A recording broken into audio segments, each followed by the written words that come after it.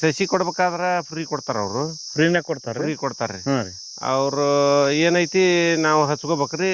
ಆ ಕಟಾವಾಗಿಂದ ಅವ್ರದ್ದು 14% ಅವ್ರದ್ದು ಮುರ್ಕೋತಾರ ಅವ್ರು. ನಾವು ಕಡ್ಲಿ ಹಾಕಿದ್ವಿ ಒಂದ್ ವರ್ಷ ಗೊಂಜಾಳ ಹಾಕಿದ್ವಿ, ಒಂದ್ ವರ್ಷ ಬಿಳಿಜೋಳ ಹಾಕಿದ್ವಿ, ಈ ವರ್ಷ ತೊಗರಿ ಹಾಕಿದ್ವಿ. ನಮಗೇನು ಅದು ಡಿಫ್ರೆನ್ಸ್ ಅನ್ಸಿಲ್ಲ. ನೀರ್ ಬಿಡುದು ಮತ್ ಸುತ್ತಲಿ ಒಂದ್ ವರ್ಷ ತನ ಅದು ಕಳೆ ಬೆಳಿಲಾರ್ದಂಗ್ ನೋಡ್ಕೊಳ್ಳೋದಷ್ಟ. ಅದು 3 ವರ್ಷ ಆಗಿಂದ ಅದು ತನ್ನಷ್ಟಕ್ ತಾನ ಬೆಳ್ಯಾಕ. ಫಾರೆಸ್ಟ್ನ್ಯಾರ ಅದನ್ನು 125 ರೂಪಾಯಿ ಕೊಡ್ತಾರ ಒಂದ್ ಗಿಡಕ್ರಿ. ಮತ್ತೆ ಏನೈತಿ ಅವ್ರು 3 ವರ್ಷ ಆಗಿಂದ ಅವರು ಎಕರೆಕ 50,000 ರೂಪಾಯಿ ಕೊಡ್ತಾರ. ರೈತ ಬಾಂಧವರಿಗೆ ನಮಸ್ಕಾರ. ನಾನು ನಿಮ್ಮ ರಂಗು ಕಸ್ತೂರಿ ಮುಡ್ಬೋಳ್. ಇವತ್ತು ನಾವು ಹುನಗುಂದ ತಾಲೂಕಿಗೆ ಬಂದಿದ್ದೀವಿ.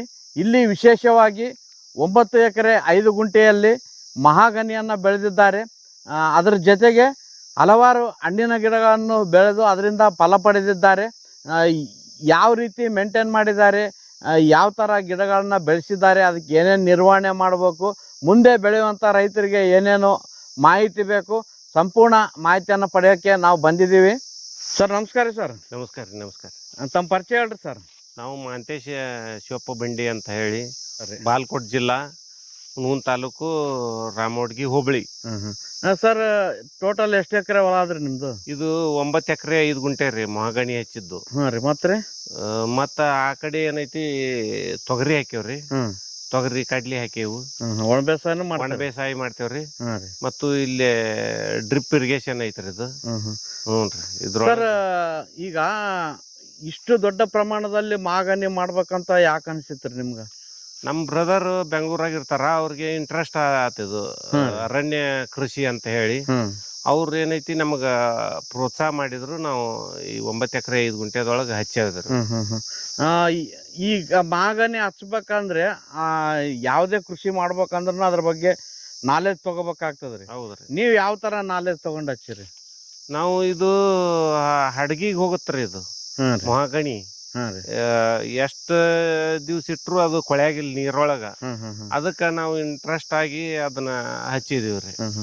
ಈಗ ಇದನ್ನ ಹಚ್ಬೇಕಾದ್ರೆ ಯಾವ ತರ ಕಂಪನಿ ಜೊತೆ ಅಗ್ರಿಮೆಂಟ್ ಮಾಡ್ಕೊಂಡ್ ಹಚ್ಚಿರೋ, ನೀವೇ ಸ್ವಂತ ತಂದ್ ಹಚ್ಚಿರೋ? ಸರ್ ಕಂಪನಿ ಜೊತೆ ಅಗ್ರಿಮೆಂಟ್ ಮಾಡ್ಕೊಂಡ ಹಚ್ಕೊಂಡೇವ್ರಿ. ಯಾವ ಚತುರ್ವೇದ ಅಂತ ಹೇಳಿ ಆಂಧ್ರದ್ರಿ ಇದು. ಅವರು 12 ವರ್ಷಕ್ಕೆ ಬರ್ತಂತ ಹೇಳ್ಯಾರ. ಈಗ 5 ವರ್ಷ ಆತು. 5 ವರ್ಷ ಆಯ್ತು. ಒಂದ್ ಫೂಟ್ಲಿಂತ್ರ 1.5 ಫೂಟಿನ ಮಟ್ಟ ಬಂದಾವು. ಅವ್ರು 3 ಫೂಟ್ ಬಂದು ಅಂದ್ರ ಅವ್ರದ್ದು ಅಗ್ರಿಮೆಂಟ್ ಮುಗೀತ ಅಲ್ಲಿಗ್ರಿ. ಈಗ ಅವ್ರು ಸಸಿ ಕೊಡ್ಬೇಕಾದ್ರೆ ಏನ್ ರೇಟಿಗೆ ಕೊಟ್ಟಾರ್ರಿ, ಮತ್ತೆ ಏನೇನ್ ಗೈಡೆನ್ಸ್ ಕೊಟ್ಟಾರ್ರಿ? ಅವ್ರ ಏನಿಲ್ರಿ, ಸಸಿ ಕೊಡ್ಬೇಕಾದ್ರ ಫ್ರೀ ಕೊಡ್ತಾರ. ಅವ್ರು ಫ್ರೀನೇ ಕೊಡ್ತಾರ? ಫ್ರೀ ಕೊಡ್ತಾರ್ರಿ. ಅವ್ರು ಏನೈತಿ ನಾವು ಹಚ್ಕೋಬೇಕ್ರಿ. ಆ ಕಟಾವಾಗಿಂದ ಅವ್ರದ್ದು 14% ಅವ್ರದ್ದು ಮುರ್ಕೋತಾರ ಅವ್ರು ಟೋಟಲ್ ಒಳಗ. ಅಂದ್ರೆ ಕಟಾವ್ ಮಾಡ್ಕೊಂಡ್ ಹೋಗೋದನ್ನ ಅವ್ರ ಜವಾಬ್ದಾರಿನೇ ರೀ. ಅಂದ್ರೆ ಸಸಿ ಹಚ್ಚಿದಾಗಿಂದ ಕಟಾವಿನವರೆಗೂ 14% ರೀ. ಅದರದ ನಿರ್ವಹಣೆ ನಮ್ಮದು, ಜಮೀನು ನಮ್ಮದು. ಒಟ್ನಲ್ಲಿ ಈ ಮಾಗನಿ ಮಾಡೋದ್ರಿಂದ ಅನುಕೂಲ ಆದಂತ ಹೇಳ್ತೀರಿ? ದೊಡ್ಡ ಅನುಕೂಲ ಆಗೈತ್ರಿ. ನಾವು ಇಲ್ಲೆಲ್ಲಾ ಉಳುಮೆ ಮಾಡ್ತೇವ್ ನಡಕ. ಈಗ 5 ವರ್ಷ ಆತಂದ್ರು ಕಂಟಿನ್ಯೂ ಪೀಕ್ ತಕೋತೇವು. ಏನೇನ್ ಬೆಳೆದ್ರಿ ಸ್ಟಾರ್ಟಿಂಗ್ ಇಂದ? ನಾವು ಕಡ್ಲಿ ಹಾಕಿದ್ವಿ ಒಂದ್ ವರ್ಷ ಗೊಂಜಾಳ ಹಾಕಿದ್ವಿ, ಒಂದ್ ವರ್ಷ ಬಿಳಿಜೋಳ ಹಾಕಿದ್ವಿ, ಈ ವರ್ಷ ತೊಗರಿ ಹಾಕಿದ್ವಿ. ನಮಗೇನು ಅದು ಡಿಫ್ರೆನ್ಸ್ ಅನ್ಸಿಲ್ಲ 5 ವರ್ಷ ಆದ್ರು. ಅದಲ್ದೆ ಹಣ್ಣಿನ ಗಿಡಗಳನ್ನ ಹಾಕಿರಿ? ಹಣ್ಣಿನ ಗಿಡ ಹಾಕ್ಯವ್ರಿ. 1-2 ಎಕರೆ ಶ್ರೀಗಂಧ ಹಾಕ್ಯವು. ಶ್ರೀಗಂಧನ ಹಾಕಿರಿ? ಶ್ರೀಗಂಧ ಹಾಕ್ಯವ್ರಿ. 1-2 ಎಕರೆ ಇದನ್ನ ಪೇರು ಹಾಕ್ಯವು. ಮತ್ತ ನುಗ್ಗಿ ಹಾಕ್ಯವು 1-2 ಎಕರೆ. 1-2 ಎಕರೆ ಕರಿಬೇವು ಹಾಕ್ಯವು. ಅದು ಕಂಟಿನ್ಯೂ ಏನೈತಿ ನಮ್ಗ ಅದು ನಿರ್ವಹಣೆ ಮಾಡಾಕ ಅದು ಖರ್ಚು ಎಲ್ಲ ಅದ ತಗೊಂಡ್ ಹೋಗುತ್ತಾರ. ಮತ್ತ ಜೇನು ಕೃಷಿ ಮಾಡೇವು. ಜೇನು ಕೃಷಿನೂ ಮಾಡಿರಿ? ಹ್ಞೂನ್ರಿ. ಜೇನು ಡಬ್ಬಿದವು, ಅವನ್ನ ಜೇನು ಕೃಷಿ ಮಾಡ್ಯಾವ್ರಿ. ಸರ್ ಈ ಸಸಿಗಳನ್ನ ಹಚ್ಬೇಕಾದ್ರೆ ಕಂಪ್ನಿಯವ್ರು ಹೇಳಿದ ಪ್ರಕಾರನ ಹಚ್ಚಿರೋ, ನಿಮ್ ಲೆಕ್ಕದ ಪ್ರಕಾರ ಹಚ್ಚಿರಿ? ಇಲ್ಲ, ಕಂಪ್ನಿ ಅವರು 10 ಅಂದಿದ್ರು. ನಾವು 10-12 ಹಚ್ಚಿದ್ವಿ. ಒಂದ್ ಸ್ವಲ್ಪ ಹಿಂಬಾಗ್ಲಿ ನಮಗ್ ಬಿತ್ತಕ ಅದಕ್ಕ ಅನುಕೂಲ ಆಗ್ಲಿ ಅಂತ 10-12 ಮಾಡ್ಕೊಂಡ್ರಿ 10-12 ಮಾಡ್ಕೊಂಡೇವ್ರಿ. ಸಸಿ ಹಚ್ಚಬೇಕಾದ್ರೆ ಅದಕ್ಕೆ ಏನಾದ್ರು ಉಪಚಾರ ಮಾಡ್ರೇನ್ರಿ? ನಾವ್ ಮಾಡೇವ್ರಿ. ಬೇನ್ ಗೊಬ್ಬರ ಹಾಕ್ಯವು, ಮತ್ತೆ ಹೆಂಡಿ ಗೊಬ್ಬರ ಹಾಕ್ಯವು, ಕೆಂಪು ಮಣ್ಣು ಹಾಕಿದ್ವಿ. ಹಿಂಗಾಗಿ ಹಚ್ಚಿದೇವ್ರಿ. ಹಚ್ಚು ಮುಂದ ಹಚ್ಚಿದ ಮೇಲೆ ಅದಕ್ಕೆ ಏನ್ ನಿಗಾ ಮಾಡ್ಬೇಕಾಗ್ತದ್ರಿ? ಅದಕ್ಕೇನ್ ನಿಗಮ ಇಲ್ರಿ. ಅದು ಒಂದ್ ಸ್ವಲ್ಪ ನೀರ್ ಬಿಡುದು, ಮತ್ ಸುತ್ಲಿ ಒಂದ್ ವರ್ಷ ತನ ಅದು ಕಳೆ ಬೆಳಿಲಾರ್ದಂಗ ನೋಡ್ಕೊಳ್ಳೋದು ಅಷ್ಟ. ಅದು 3 ವರ್ಷ ಆಗಿಂದ ಅದು ತನ್ನಷ್ಟಕ್ ತಾನ ಬೆಳ್ಯಾಕ ಹತ್ತಿ ಬಿಡ್ತೈತ್ರಿ. ನೀರಿನ ನಿರ್ವಹಣೆ ಯಾವ ತರ ಮಾಡ್ತೀರಿ ಸರ್? ನೀರಿನ ನಿರ್ವಹಣೆ ಅಂದ್ರ ಡ್ರಿಪ್ ಐತ್ರಿ. ನಮ್ದು ಇಲ್ಲೇ ಮಗ್ಲ್ ಕೆನಾಲ್ ಐತಿ. ಕೆನಾಲ್ ಅದ್ರಲಿಂತ್ರನ ಉಪಯೋಗ ತಗೊಂಡೇವ್ರಿ. ಡ್ರಿಪ್ ಅಂದ್ರೆ ಪ್ರತಿದಿನ ಕೊಡ್ತಿರೋ 2 ದಿನಕ್ಕೊಮ್ಮೆ? ಪ್ರತಿ ದಿವಸ ಇಲ್ರಿ. ಇದು ಎರಿ ಭೂಮಿ ಐತಲ್ಲ, ಕಪ್ಪು ಭೂಮಿ, ನಾವ್ 15 ದಿವಸಕ್ಕೊಮ್ಮೆ ಕೊಡ್ತೇವು. ಅತಿ ಆತಂದ್ರ ಗಿಡ ಶೇಕ್ ಆಗಾಕತ್ತ. ಮಣ್ಣು ಮೆತ್ತಗ ಇರ್ತೈತಲ್ಲ, ಅದು ಬೇರು ಇದು ಲೂಸ್ ಆಗಿ ಗಾಳಿಗೆ ಬೀಳು ಚಾನ್ಸ್ ಇರ್ತಾವು. ಅದ್ರ ಸಂಬಂಧ 15 ದಿವಸಕ್ಕೊಮ್ಮೆ ನೀರ್ ಕೊಟ್ಕೋತ ಹೋಗ್ತೇವೆ. ಅಂದ್ರ 15 ದಿವಸಕ್ಕೊಮ್ಮೆ ಕೊಟ್ರನು ಪರವಾಗಿಲ್ರಿ? ಪರವಾಗಿಲ್ರಿ. ಅದು ತಳಗ ಹಸಿ ಹಂಗ ಉಳಿದ್ ಬಿಟ್ಟಿರ್ತೈತ್ರಿ ಅದು. ಸರ್, ಈ ಗಿಡದಲ್ಲಿ ನಿಮ್ ಕಂಡು ಬಂದಂಗ ಕೀಟ ರೋಗದ ಸಮಸ್ಯೆ ಏನೋ ಐತೇನ್ರಿ? ಅವು ಫಸ್ಟ್ ಗೆ ಏನು ಒಂದ್ ಸ್ವಲ್ಪ ಸುಳಿ ಹುಳ ಬರ್ತೈತಿ. ಅದು ಬೋರಂಗಿ ಟೈಪ್ನ್ಯಾಗ. ಅದು ಒಂದ್ ಸ್ವಲ್ಪ ಇದನ್ ಮಾಡ್ಕೊಂಡ್ಬಿಟ್ರ ಅದು ತನ್ನಷ್ಟಕ್ ತಾನು ಕಾಡು ಸಸಿರಿ. ಇದು ಏನು ಆಡ ಸಹಿತ ತಿನ್ನಾಗಿಲ್ಲ ಇದನ್ನ. ವಿಶೇಷವಾಗಿ ಕಂಪನಿಯವರು ಇದಕ್ಕೆ ಯಾವ್ಯಾವ ಗೊಬ್ಬರ ಕೊಡಕ್ ರೆಕಮೆಂಡ್ ಮಾಡ್ಯಾರ್ರಿ? ಅವ್ರು ಸ್ಟಾರ್ಟಿಂಗ್ ಎಣ್ಣೆ ಕೊಟ್ಟಿದ್ರು, ಗೊಬ್ಬರ ಕೊಟ್ಟಿದ್ರು. ಅದು ಅಷ್ಟ ಆತು. ಮುಂದೆ ಏನೈತಿ ಅದು ನಮ್ಮ ಇದನ್ನ ನಾವು ಆಕಳದ ಮನ್ಯಾಗ ಗೋಕೃಪಾಮೃತ ಮತ್ತ ಜೀವಾಮೃತ ಅದನ್ನೆಲ್ಲ ಮಾಡಿ ಫಸ್ಟ್ ಗೆ ಹಾಕಿದ್ವಿ.